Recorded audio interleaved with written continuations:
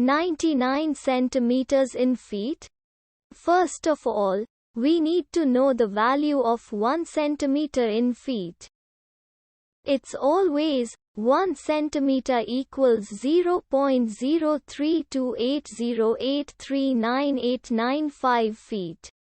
Now we have to multiply 0.03280839895 by 99.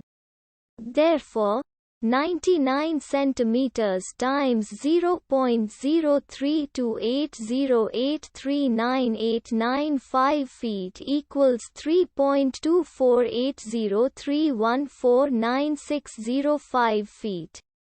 So, in other words, 99 centimeters equals 3.24803149605 feet. We hope you have enjoyed this video.